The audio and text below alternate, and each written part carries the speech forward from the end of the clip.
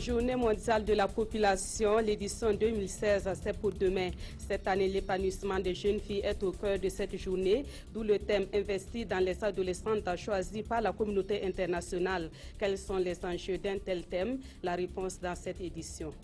À partir du 15 juillet prochain, des moustiquaires imprégnés seront mis à la disposition des populations burkinabées. La campagne de distribution gratuite des moustiquaires imprégnés va s'étendre jusqu'au 18 juillet. Le directeur de la lutte contre la maladie sera sur ce plateau pour donner de plus amples informations sur cette campagne. Et puis la finale de l'Euro 2016, c'est pour ce soir avec à l'affiche France-Portugal, un événement qui va un tant soit peu rassembler des Français divisés par la politique dans un pays qui connaît actuellement des tensions sociales. Voilà qui fait la une de ce 13h15 de ce dimanche sur la RTB. Bonjour à toutes et à tous. Merci de nous suivre. Tout d'abord, ce communiqué de la direction de la communication de la présidence du FASO. Le président du FASO, son Excellence Roch-Marc Christian Kaboré, prendra part à Niamey au Niger à un sommet des chefs d'État et de gouvernement du Conseil de l'Entente le 11 juillet 2016. Cette rencontre entre dirigeants ouest-africains sera consacrée aux questions de défense et de sécurité et au renforcement de la coopération à la matière, étant donné que les pays membres de l'organisation font face au terrorisme. En marge du sommet, le président du FASO aura des entretiens avec ses pairs et des partenaires et rencontrera les membres de la diaspora burkinabé au Niger. Cela dit, la quinzaine de l'innovation, c'est un cadre annuel d'incitation à la créativité et à la valorisation des résultats de la recherche. Cette plateforme vient de voir le jour à l'initiative de l'Institut supérieur des technologies, une initiative pour permettre aux étudiants de cette école de présenter leur savoir-faire en matière d'invention et de conception d'objets utilitaires. On voit cela avec Adama Guiti et Bouma Ernest Nébié. L'innovation est un nouveau cadre annuel initié par l'Institut supérieur de technologie IST pour permettre à ses étudiants de présenter au public les résultats de leurs réalisations concrètes. Ici, un dispositif de fabrique de savon et une décortiqueuse de noix de karité. Là, une super plumeuse conçue par un étudiant en licence professionnelle maintenance industrielle. Elle permet de plumer plusieurs poulets en quelques minutes. Et que dire de ce groupe électrogène Made in IST qui sauve l'Institut en cas de coupure d'électricité? Ce que nous avons vu ce matin, c'est véritablement l'exemple à suivre pour que notre jeunesse puisse pouvoir s'épanouir et puisse pouvoir, à travers l'auto-emploi, créer des micro-entreprises et pouvoir bien les gérer. Pour les premiers responsables de l'IST, cette initiative est la contribution de l'Institut à la réussite de l'insertion professionnelle des jeunes et au développement du Burkina. Au niveau des structures privées, il y a des initiatives qui sont là et nous devons tout faire pour que cela concourt ensemble, à faire en sorte que lorsqu'il y a des idées, que ces idées-là sortent des cartons pour devenir des réalités qui vont transformer notre environnement. Nous ne pouvons pas être des consommateurs passifs. Plusieurs autres activités sont au programme de cette première édition de la quinzaine de l'innovation. Il s'agit entre autres des formations des jeunes en technique de recherche d'emploi, en développement personnel, en leadership et des rencontres pour renforcer la collaboration entre les étudiants de l'IST, les professionnels et les chefs d'entreprise. La quinzaine de l'innovation prend fin le 23 juillet prochain. Demain, 11 juillet, la communauté internationale célèbre la journée mondiale de la population. Cette année, l'épanouissement des jeunes filles est au cœur de cette journée, d'où le thème investi dans les adolescentes.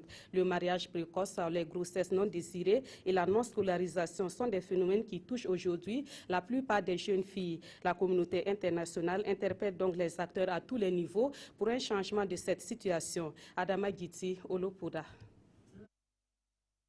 En 2015, environ 120 000 adolescentes ont donné naissance à des enfants. Ce chiffre de l'Institut national de la statistique et de la démographie fait froid dans le dos et appelle à l'action. Au Burkina, la tranche d'âge des jeunes filles de 15 à 19 ans ont leur potentiel anéanti pour plusieurs raisons. Les 15-19 ans là, représentent environ 23% des femmes en âge de procréer. Donc, quand vous prenez ce nombre-là de ces filles-là, c'est que leur vie sexuelle et reproductive là, est marquée par une entrée précoce de ces adolescences-là sur la sexualité. Et l'EMC, c'est-à-dire que l'enquête multisectorielle continue, a montré que 3,5% des adolescentes là, âgées de 15 à 19 ans là, ont eu leur premier rapport sexuel avant l'âge de 15 ans. Et ces adolescentes contribuent environ à 11% à la fécondité générale des femmes. Épouses avant l'âge, les adolescentes vivent le calvaire en silence dans leur milieu. Dans un foyer qu'elles n'ont pas souvent désiré, elles abandonnent souvent leur parcours scolaire pourtant prometteur pour un bonheur illusoire au nom des pratiques d'un autre siècle. Prends rien que la région du Sahel. Les enfants, filles sont mariées à partir de 8 ans, 9 ans, parce qu'un code coutumier est là et facilite en fait la prise de décision au niveau de la famille. Les raisons évoquées en fait par les familles, c'est les perspectives d'avenir de la jeune fille ne sont pas très visibles. Dans la société, on voit la fille juste à la maison, au foyer.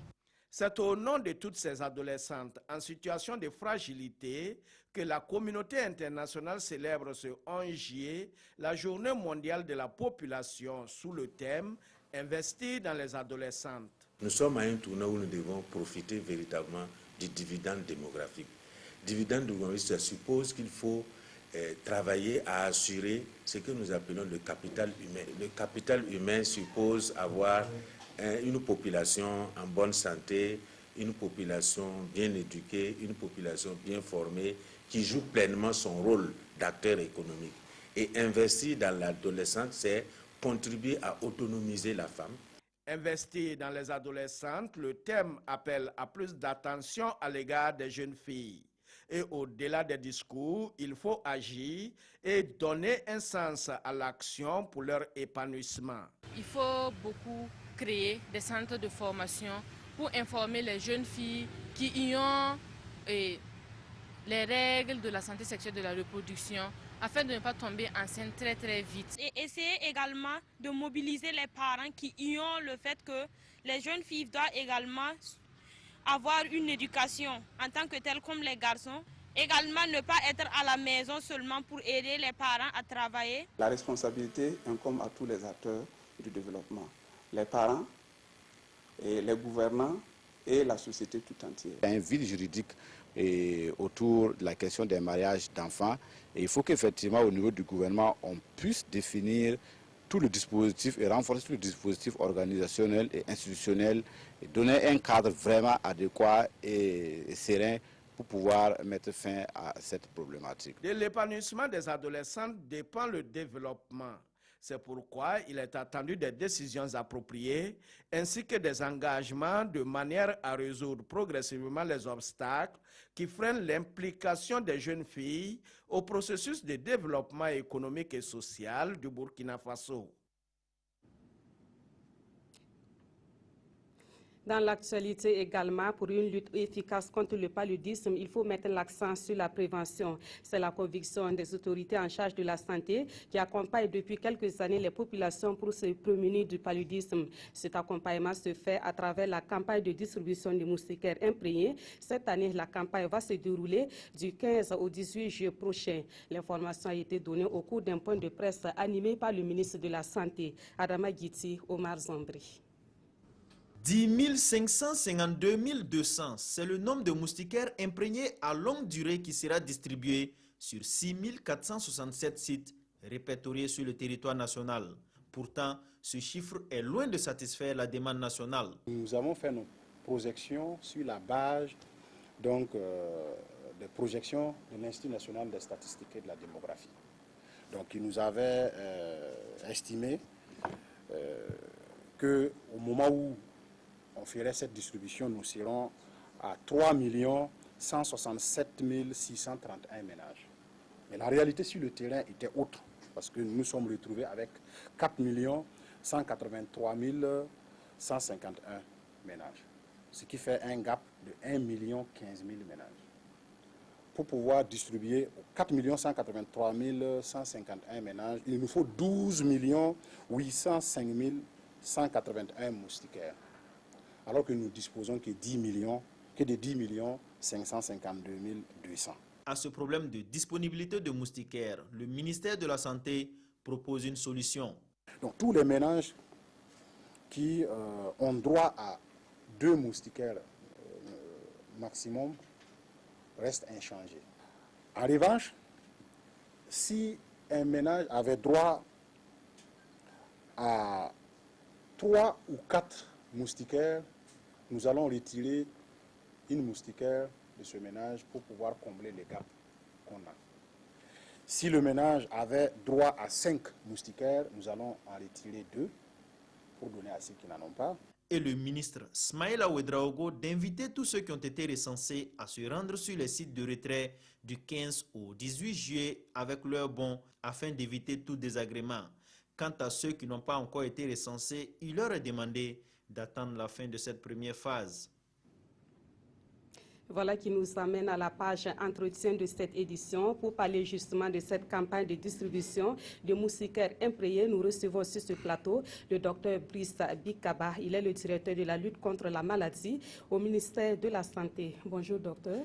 Bonjour Nathalie. Alors, on a compris dans le reportage que tous les Burkinabés n'auront pas de moustiquaires.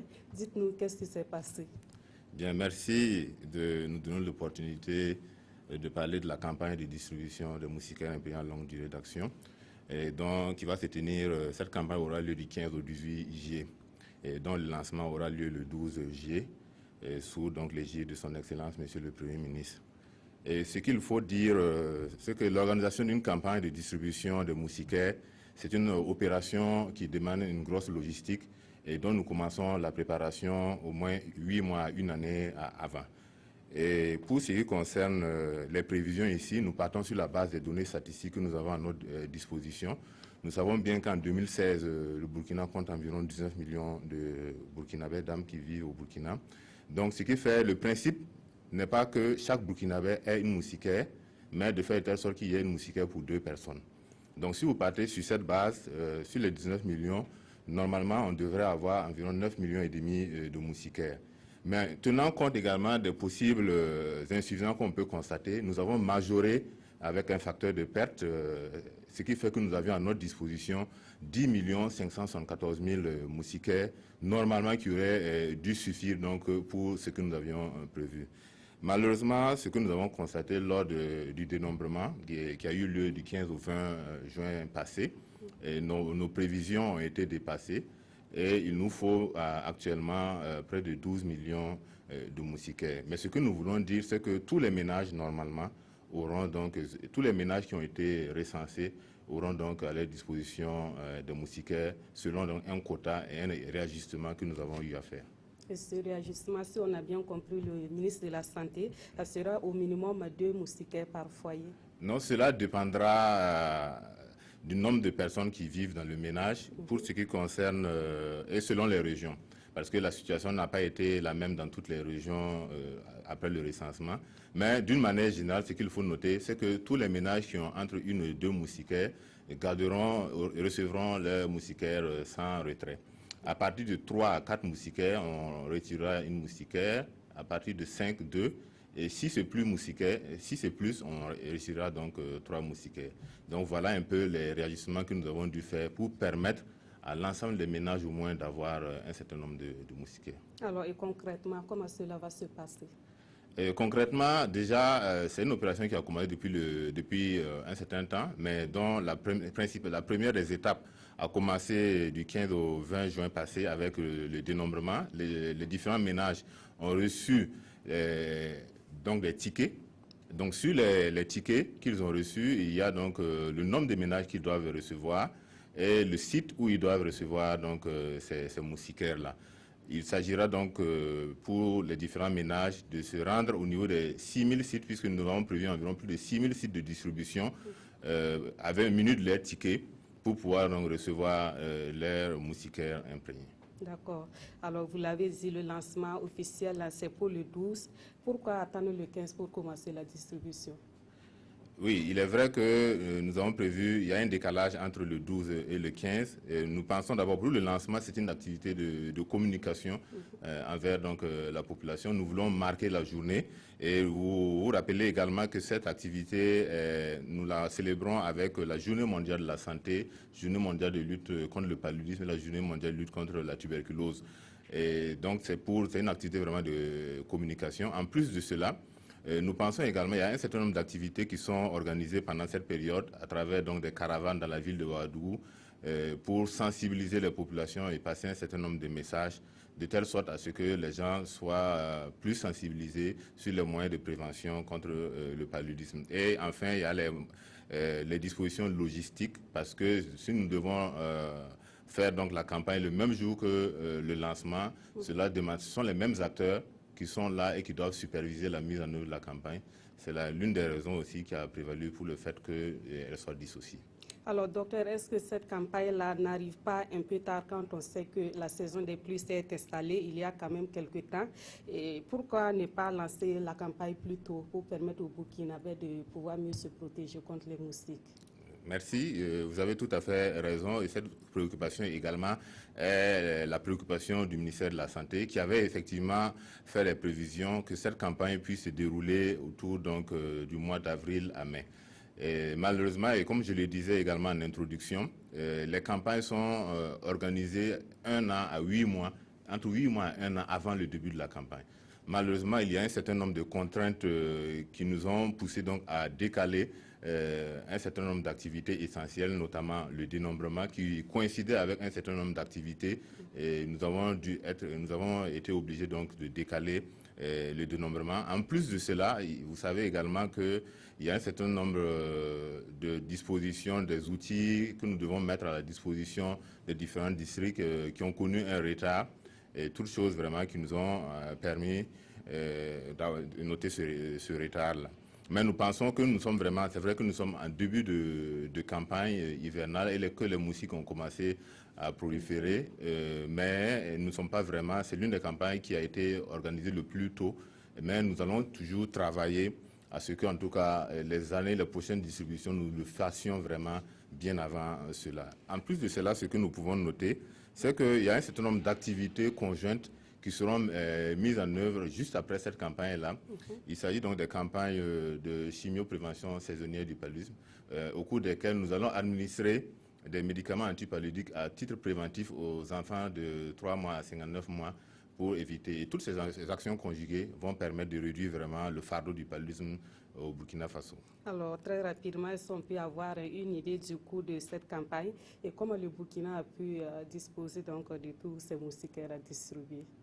Oui, pour le coût de cette campagne va coûter environ plus de 22 milliards de francs CFA avec les différents partenaires qui nous ont soutenus, notamment le Fonds mondial qui finance à hauteur de 21 milliards, qui est le plus gros contributeur et que nous tenons donc à remercier. Nous avons également l'USAID également, qui est vraiment un contributeur. Nous avons l'UNICEF également et nous avons également le budget de l'État qui intervient également.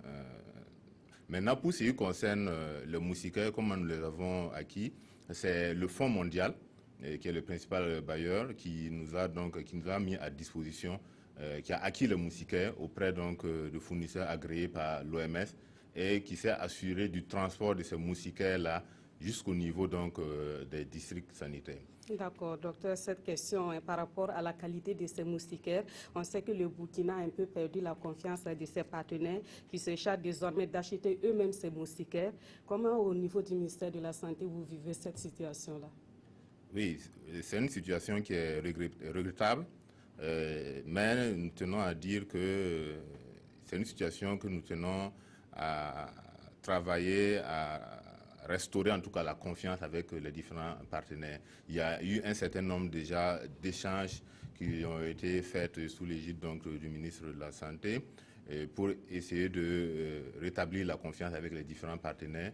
Mais au-delà de ça, c'est la gouvernance d'une manière générale donc, que nous travaillons également à faire de telle sorte qu'à tous les niveaux, nous soyons irréprochables et que les partenaires puissent donc nous accorder une fois de plus cette confiance qui a été rompue. D'accord, très rapidement pour terminer, si vous avez un appel particulier à lancer à la population par rapport à cette campagne qui commence le 15. Merci de l'occasion et de l'opportunité que vous nous donnez. Ce que nous allons comme message à l'endroit de la population, c'est de leur demander d'abord de nous excuser donc, pour ce retard, mais surtout de leur demander de se rendre au niveau des différents sites de distribution munis de leurs tickets. Et ils pourront acquérir donc les différents moustiquaires. En plus de cela, c'est les mesures d'hygiène et d'assainissement du milieu que nous demandons aux différentes populations de travailler à améliorer. Il y a certaines mesures donc simples qui ne demandent pas de ressources. Les boîtes qui traînent avec de l'eau à l'intérieur sont des lieux de reproduction de moustiques. Donc travailler à éliminer donc, ces petits lieux de reproduction de moustiques-là. Et au-delà de ça également, travailler à consulter puisque la prise en charge est l'un des moyens les plus efficaces également. Nous savons aujourd'hui que les populations les plus vulnérables, que sont les enfants de moins de 5 ans et les femmes enceintes, sont prises en charge de manière gratuite sur toute l'étendue du territoire. Donc nous leur demandons, lorsqu'ils ressentent donc les symptômes, de se rendre vraiment dans les formations sanitaires. Et c'est à travers toutes ces actions-là que nous allons en tout cas réduire le nombre de cas de paludisme que nous avons et travailler à faire de telle sorte que les 5000 cas de décès que nous avons notifiés en 2015, nous puissions donc travailler à réduire donc ces cas. Merci beaucoup, Dr Brice Bikava. Je rappelle que vous êtes le directeur de la lutte contre la maladie au ministère de la Santé et vous étiez là pour nous parler de la campagne 2016 de distribution gratuite de moustiquaires. Une campagne dont le lancement est prévu pour le 12 juillet, mais c'est à partir du 15 que les populations pourront se rendre sur les sites de distribution pour entrer en possession de leurs moustiquaires. Suite à de ce journal, les valeurs de leadership et de l'entrepreneuriat enseignées au membre de la Jeune Chambre internationale, et c'est à la faveur de la 3e édition du Forum des affaires de la GCI débuté hier à Ouagadougou. Ce forum est aussi un cadre d'échange entre porteurs de projets et professionnels des entreprises au programme des formations et des communications pour inculquer aux membres de la GCI les outils nécessaires à l'auto-emploi et à la gestion des entreprises. Jean Zongo, Draman Guinée. Leadership et entrepreneuriat, ce sont des valeurs enseignées ici à ce Forum des affaires. Un cadre d'échange entre professionnels et porteurs de projets organisé par la Jeune Chambre internationale Ouagadougou. Nos formations sont spécifiques et spécialisées, de sorte à ce qu'une personne qui sort de ces formations-là puisse avoir des aptitudes, que ce soit en comptabilité, des aptitudes dans les logiciels de gestion d'entreprise et autres. Donc c'est dit que au sortir de ces formations-là, on est tout de suite prêt à mettre en application ce qu'on apprend. Ils ont entre 18 et 40 ans et déjà leurs initiatives font bon ménage avec le programme gouvernemental en faveur des jeunes. Et ces jeunes-là, eux, ils se donnent d'autres moyens.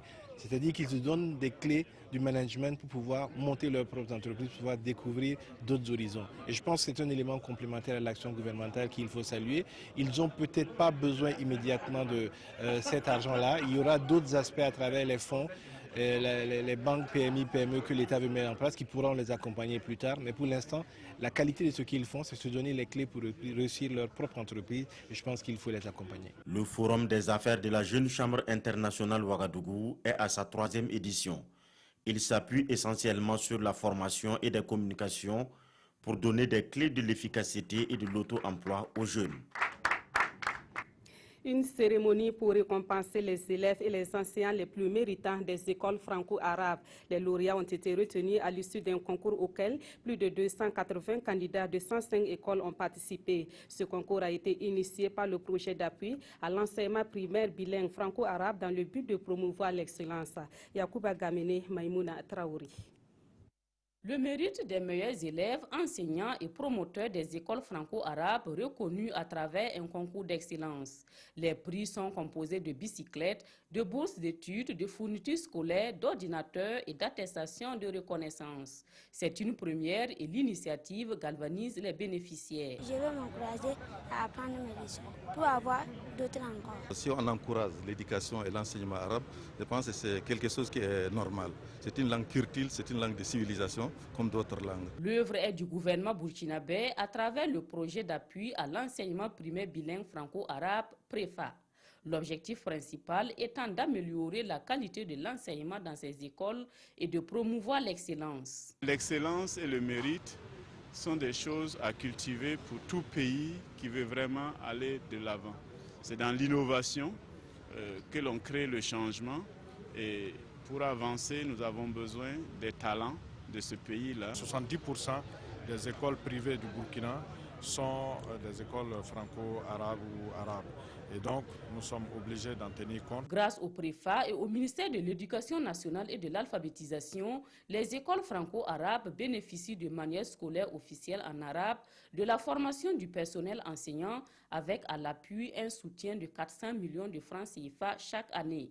Le préfat prévoit également dans sa zone d'intervention la construction d'infrastructures scolaires. L'usine Bellouet va désormais mettre à la disposition du monde paysan un nouveau type d'engrais. Il s'agit de l'engrais organique fait à base de tourteaux de jatropha. L'unité de production de ce produit a été officiellement lancée le vendredi dernier sur le site de l'usine situé à Kosodo. Et cette usine compte produire en moyenne 10 tonnes d'engrais en granulés par jour. Mokhtar Ouedraogo, Mounira Keri.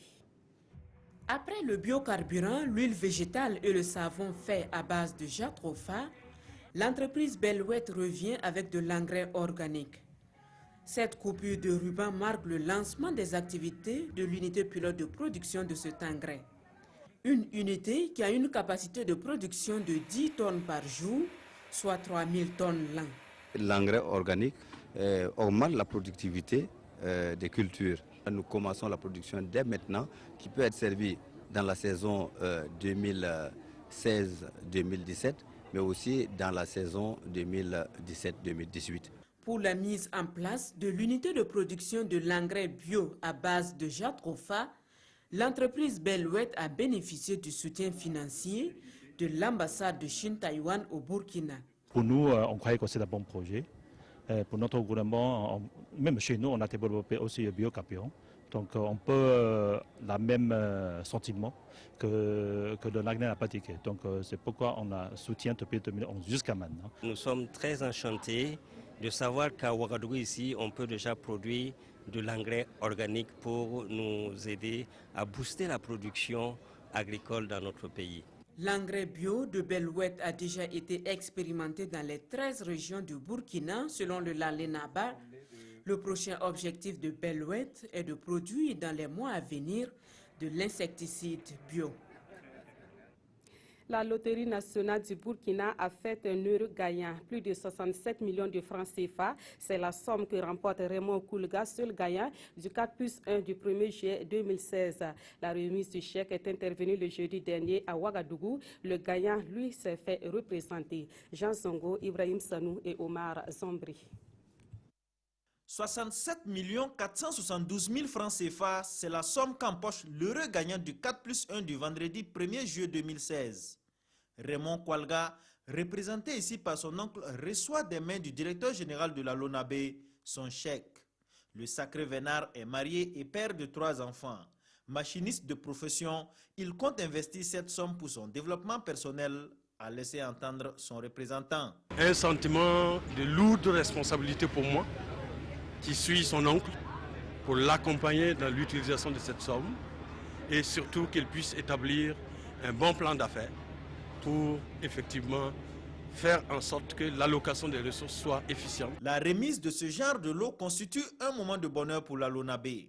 La directrice régionale a par ailleurs invité le gagnant à utiliser cet argent à bon escient. Le gagnant se nomme M. Koulga Raymond.